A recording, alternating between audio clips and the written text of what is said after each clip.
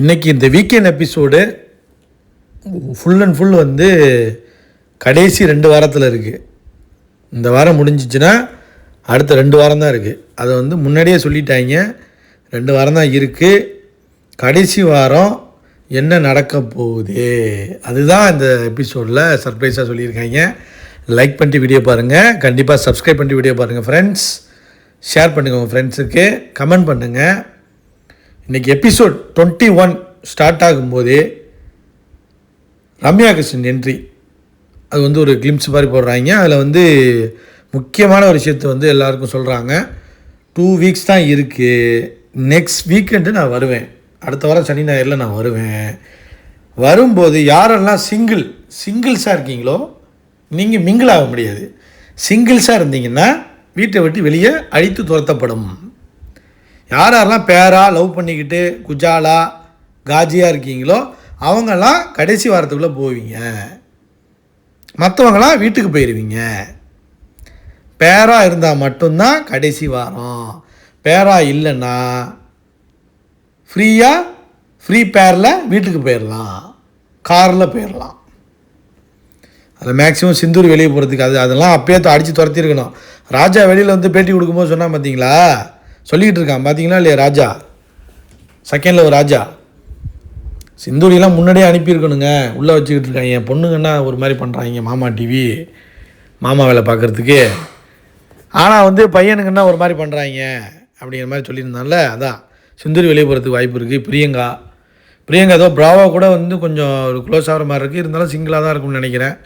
அடுத்து மோனிஷா கன்ஃபார்ம் போயிடும். ஏன்னா வந்து முடிச்சிட்டாங்க என் கதையை. அபித்து நிவேதிதா பேச்சப் ஆகிட்டாங்க, அவன் கடைசி வாரம் வரையும் ஓட்டிடுவாங்க. வெளியே போய் என்ன பண்ண போகிறான்னு தெரில, ஒரு அண்டர்ஸ்டாண்டிங் வந்துருச்சு அவங்க இங்குள்ள. அப்புறம் பிராவோ அவனுக்கு ஒன்றுமே தெரிலங்க, அவன் வந்து பிக் பாஸில் எப்படி இருந்தாலும் இப்படியே இருக்கான். ஆனால் பிரியங்கா வந்து கடைசி வாரத்தை இந்த வீட்டுக்குள்ளே தக்க வைக்கணும், எனக்கு ஷோ வேணும்னு முடிவு பண்ணிருச்சுன்னா பிராவோ கூட பேச்சப் ஆகி கடைசி வாரத்தை ஓட்டிடும். அதுக்கான அடி போட்டுருச்சு கன்ஃபார்ம். வைக்க அதிக சான்ஸுங்க, வாய்ப்பே இல்லை. இனிமேல் யாரும் கிளம்புறதுக்கான சான்சஸ் தான் அதிகமாக இருக்குது. அப்புறம் இன்றைக்கி வந்து ஸ்டார்ட் பண்ணும்போதே அந்த என்ட்ரியை கொடுக்குறாங்க, ரம்யா கிருஷ்ணன் என்ட்ரியை கொடுக்குறாங்க.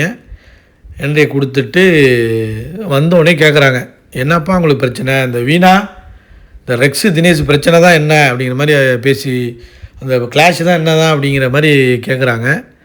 அது வீணா சொல்லுது, டக்குன்னு வந்து என்கிட்ட பேசாதன்னு சொல்ல முடியாது என்னால். ஸோ நான் அந்த மாதிரி வளரலை. ஸோ அதான் வந்து எனக்கும் தினேஷுக்கும் வந்து ஒரு மிஸ் அண்டர்ஸ்டாண்டிங் வந்துடுது அப்படிங்கிற மாதிரி தெளிவாக சொல்லிடுச்சு. ரெக்ஸு சொல்கிறான், வீணா கூட தான் எனக்கு கம்ஃபர்டபுளாக இருக்குது. என்ன மாதிரி கம்ஃபர்டபுள்ப்பா தம்பி? எனக்கு தெரிஞ்சு வீணாவும் இந்த ரெக்ஸ் இருக்காங்களா 2 பேரும் கன்னடிக்கா. புரியுதா உங்களுக்கு? ஏன்னா மூஞ்சை பார்த்தீங்கன்னாலே தெரியும், அது பெங்களூரு, தலைவன் வந்து கன்னடிக்கா மாதிரி தான் இருக்கான் ஆளை பார்க்கும்போது. ஸோ அதில் பேச்சப் ஆகிட்டாயின்னு நினைக்கிறேன் ஏதோ. அதுதான் எனக்கு வந்து டவுட்டாக இருக்குது. புரியுதா உங்களுக்கு? அவன் சொல்கிறான் கம்ஃபர்டபுளாக இருக்குது. நான் அதை கேட்குறேன், நீங்கள் உங்களுக்குள்ள என்ன பிரச்சனை, நீங்கள் உங்களுக்கு பேச்சப் ஆகிட்டீங்களா இல்லை வந்து இதை கண்டினியூ பண்ண போகிறீங்களா வெளியில் போய் அப்படிங்கிற மாதிரி நான் கேட்குறேன் அப்படின்னு ரெக்ஸு சொல்கிறான். நான் வீணோவை வந்து எக்ஸ்ப்ளோர் பண்ணணுன்னு நினைக்கிறேன். ஏன் சொல்கிறேன்னா, அவன் அழுதுகிட்டு இருக்கா வீணா, ஆனால் வந்து தண்ணி கூட கொண்டாந்து கொடுக்க மாட்டான் தினேஷ் அப்படிங்கிற மாதிரி தினேஷ் மேலே கொளுத்தி போட்டு விட்றான் ரெக்ஸு. தினேஷ் கடுப்பாயிட்டான். இங்கே பாரு, ஆர்கானிக்காக எங்கள் ரிலேஷன்ஷிப் வந்து கனெக்ட் ஆச்சு, செட் ஆச்சு, நாங்கள் கனெக்ட் ஆனோம்.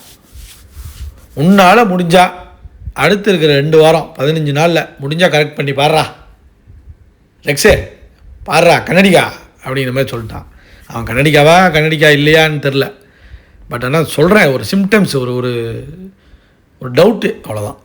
அடுத்து ரெக்ஸு சொல்கிறான், இல்லை அப்படி சொல்கிறது தப்பு, நான் ஒத்துக்கிறேன், நான் தோத்துட்டேன்னு ஒத்துக்கிறேன், எனக்கு தேவையில்லை.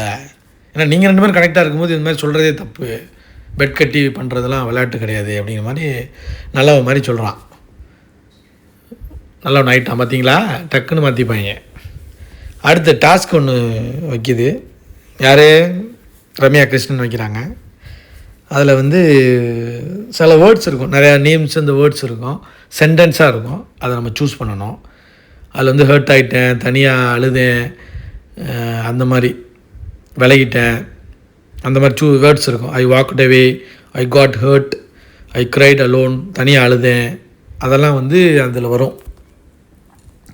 அதை நம்ம சூஸ் பண்ணணும், எதனால் அப்படின்னு ரீசன் சொல்லணும். அடுத்து ஃபஸ்ட்டு வந்து சிந்துரி எடுக்குது. என்னென்ன வேர்ட் சூஸ் பண்ணுதுன்னா, நான் தனியாக அழுதேன், ஹர்ட் ஆகிட்டேன், விலகிட்டேன் அப்படின்னு எடுக்குது.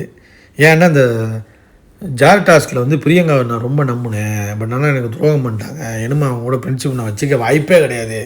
ஆமாம், நீ பிக் பாஸ் பார்க்குற, பிக் பாஸில் பிரியங்காவும் கொண்டு வந்தால் 2 பேரும் சண்டை போடணும்ல, அதுக்காக என்ன அப்படி இருக்கலாம். அது மேலே தான் அதனால தாங்க நடக்குது. எனக்கு தான் சந்தேகமாக இருக்குது. அவரை வைக்கே வரான்.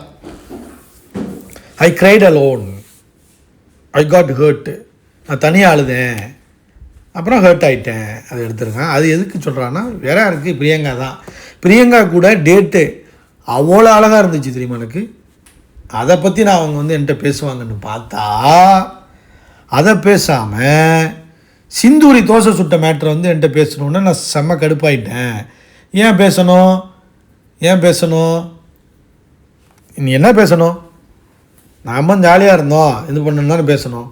நான் எதுக்கு வந்து சிந்தூர்கிட்ட வந்து சாரி கேட்கணும்னு சொன்னான் அப்படிங்கிற மாதிரி. இவன் வந்து சிந்தூரியை இழுக்கிறான், அவளும் சிந்தூரி இழுக்கிறான், பிரியங்காவும். ஆக மொத்தத்தில் சிந்தூரி தான் இவங்க லவ்வை கெடுத்து விட்டது. அடுத்து பிரியங்கா எல்லா வருஷம் எடுக்குது. வெக்கைக்கும் எனக்கும் எந்த ப்ராப்ளமும் இல்லை, நல்லா பழகுனான். என் காலை பிடிச்சி தூங்கும்போது இவன் தாண்டா நமக்கான ஆள் அப்படிங்கிற மாதிரிலாம் நினச்சேன். ஆனால் இப்போ எல்லாமே போச்சு, பாலாக போச்சு, வீணாக போச்சு. இந்த சிந்தூரிங்கிற முண்டனால் எல்லாமே பாலாக போச்சு. அந்த கல்பிரிட்டு பார்த்த வேலை தான் அப்படிங்கிற மாதிரி பிரியங்கா சொல்லுது. வெக்கே அண்ட் சிந்தூரி வந்து ஸ்டில் ஃப்ரெண்ட்ஸ் தான், பட் வந்து எனக்கு இருந்தாலும் அவங்க ஒரு பொசசிவ்னஸ் தான் அப்படிங்கிற மாதிரி போட்டு முடிச்சு விடுது. பேச்சப் ஏதோ பண்ண பார்க்குது, ஒன்றும் ஓகே இல்லைன்னா பிராவோ பேச்சப். கடைசி வாரம் பேரோடு இருக்கணும்னு சொல்லிட்டாங்க. அப்போ இந்த வாரம் கலவரமாக இருக்கும், இந்த வீடு கலவர காதல் பூமியாக இருக்கும். அடுத்து தேஜஸ் வந்து நான் சைலண்ட் ஆகிட்டேன் அப்படின்ட்டு, எனக்கு அதெல்லாம் ஒன்றும் தெரியாதுங்க, இதை பண்ண தெரியாது அதை பண்ண தெரியாது, நான் அமெரிக்கா பாய் ஃப்ரம் ரிட்டர்ன்ஸ் அப்படின்ட்டு நான் ஃபோக்கஸ் ஃபுல்லாக நேகா தான், அவளை கொண்டே வச்சு முடிக்கணும், வச்சு செஞ்சு விடணும், அதுதான் எனக்கு ஃபோக்கஸ் அப்படிங்கிற மாதிரி அவன் ஓப்பனாக சொல்கிறான். அடுத்து தினேஷ் நான் சைலண்டு ஹர்ட் ஆகிட்டேன் அப்படின்னு சொல்லிட்டான். ஏன்னா வந்து வீணா வந்து ரிலேஷன்ஷிப்புக்கு வந்து பவுண்ட்ரியே செட் பண்ண மாட்டுது, செட் பண்ணலை, அது வந்து எனக்கு ஹர்ட்டாக இருக்குது, சைலண்ட் ஆகிட்டேன் அப்படின்ட்டான். பேச முடியாதுன்னு சொல்லணும் ரெக்ஸுக்கிட்ட, பட் இது வரைக்கும் சொல்லலை. இது ஒரு தடவைனா பரவாயில்ல, பல தடவை இது பண்ணி சொல்லவே இல்லை ரெக்ஸ். உடனே எனக்கு வந்து தினேஷ் அண்ட் வீணா கமிட்டட், அது எனக்கு தெரியுது, பட் வீணாட்டிருந்து கிளியரான நோ வரலை, ஓப்பனாக சொல்லிட்டான். அதுதான் நாங்களும் கேட்குறோம், அதுவும் வந்து பேச விடுது. ஸோ எந்த மாதிரியான ஆளுன்னு எனக்கு தெரியலை வீணா, பட் ஆனால் தினேஷுக்கும் வீணாவுக்கும் தான் ஒரு கனெக்ட் இருக்குது. ரெக்ஸு சும்மா கோமாளி தான். பேட்டியில் கூட சொல்லிகிட்டு இருந்தாங்க, பேட்டி வெளியில் வந்து 2 பேரும் வீணாவும் தினேஷும் கொடுத்தாங்க, அதில் கூட அதான் சொல்லிகிட்டு இருக்காங்க. அப்புறம் வந்து ஹார்ட் டாஸ்க்னு ஒன்று வருது. ஹார்ட் இருக்குது பார்த்திங்க, நம்மளோட ஹார்ட்டை யாருக்கு கொடுக்கணும் நினைக்கிறீங்க அப்படிங்கிற மாதிரி கேட்கும் பொழுது, பிராவோ வந்து பிரியங்காவுக்கு, நிவேதிதா வந்து அபீத்துக்கு, தேஜஸ் வந்து நேகாவுக்கு, நேகா தேஜஸ்க்கு, தினேஷ் வந்து வீணாக்கு, வீணா தினேஷுக்கு, பிரியங்கா வந்து பிராவோக்கு, சிந்தூரி யாருக்கும் கொடுக்க விரும்பலை, வெக்கையும் யாருக்கும் கொடுக்க விரும்பலை. வெக்கையும் பிரியங்காவும் என்ன பண்ணுறாங்கன்னா அதுக்கப்புறம் உட்காந்து சண்டை போட்டுக்கிட்டு இருக்காங்க. ஏன்டா சண்டை போடுறீங்கன்னு கேட்டால், இந்த மாதிரி ஹார்ட் டாஸ்கில் வந்து ஹார்ட் கேட்கும் பொழுது மூவ் ஃபார்வர்ட் பண்ணிக்கிட்டே இருக்காங்க அப்படிங்கிற மாதிரி வெக்க சொன்னோன்னே, ஏய் நான் அப்படி தானே பண்ணுவேன், என்ன நீ என்கிட்ட இது பண்ணிகிட்டு இருக்க அப்படிங்கிற மாதிரி அது கத்த ஆரம்பிச்சிருச்சு. அப்புறம் பிராவோண்டு பிரியங்கா என்ன பண்ணுறாங்கன்னா பேசிக்கிட்டு இருக்காங்க வெக்கையை பற்றி. பிடிக்கலன்னு சொல்கிற, மூஞ்சி முன்னாடி ஃபேஸில் பார்த்து சொல்லு அப்படிங்கிற மாதிரி பிரியங்கா சொல்லுது. அதை விட்டுட்டு நான் டேக்கு, நான் வந்து பேக்கு, நான் ஃபேக்கு அப்படிங்கிற மாதிரி மேனிப்புலேட்டிவ், இதெல்லாம் நீ சொல்கிற, அதெல்லாம் நீ சொல்லக்கூடாது. அதெல்லாம் நீ ஏன் சொல்கிற, அதெல்லாம் நீ சொல்லக்கூடாது, அதெல்லாம் ஏற்றுக்க முடியாது என்னால் அப்படிங்கிற மாதிரி பிரியங்கா சொல்லுது. அப்புறம் பிராவோவும் தேஜஸும் உட்காந்து பேசிகிட்டு இருக்காங்க. வெக்கே வந்து பிரியங்கா மேட்டரில் வந்து பிரியங்கா வந்து ஸ்டில் வந்து இன்ட்ரெஸ்டாக தான் இருக்குது. ஏன்னா அடுத்த வாரம் பேரோடு இருக்கணும். அதுக்கு இப்போவே பிட்ட போட ஆரம்பிச்சிருச்சு. யார்? பிரியாங்கா, வேறு ஒன்றும் கிடையாது. அப்புறம் திரும்ப வந்து தினேஷும் மீனாவும் உட்காந்து பேசிக்கிட்டு இருக்காங்க. என்ன பேசிக்கிட்டு இருக்காங்கன்னா, திரும்ப இந்த சண்டை தான். வீணா உட்காந்து ஓனாக்க ஒப்பரை வச்சு அழுவ ஆரம்பிச்சிருச்சு. என்னென்னா, என் மேலே தான் தப்பா சொல்லு, பவுண்டி செட் பண்ணுறேன், பவுண்டி செட் பண்ணலன்னு சொல்கிறியே, என் மேலே தான் தப்பா சொல்லுடா தினேஷ் அப்படின்னு கேட்குது. ஆமாம், உன் மேலே தான் தப்பு, எல்லாமே நீ தான் பண்ண. அதாவது சந்தோஷ் சுப்ரமணியம் படத்தில் எல்லாமே நீங்கள் தான்ப்பா பண்ணீங்க, எல்லா தப்பையும் நீங்கள் தான் பண்ணீங்க அப்படிமால கடைசியில், அது மாதிரி எல்லா தப்பையும் நீ தாண்டி பண்ண அப்படிங்கிற மாதிரி தினேஷ் போட்டு பொழந்துட்டான். பொழந்தோன்னா ஓன் அப்பாரி வச்சு அப்புறம் வந்து கொஞ்சம் கொஞ்சமாக பேசி அவங்களும் ஒரு கனெக்ட் இருக்குங்க, பேசி சரியாயிட்டாங்க. அதோடு இன்றைக்கி எபிசோட் முடிஞ்சு. அடுத்த வாரங்களில் யாரெல்லாம் வெளியே போகிறாங்கன்னு தெரியல. சிந்தூரி காளி, பிரியங்கா, இல்லை வெக்கே, யார் வேணாலும் போகலாங்க, பிராவோ, எவன் வேணாலும் போகலாம். ஸோ யார் போகிறான்னு தெரியல. அதோடு இன்றைக்கி எபிசோடை முடிச்சுட்டாங்க. இதுலேருந்து நீங்கள் என்ன நினைக்கிறீங்க?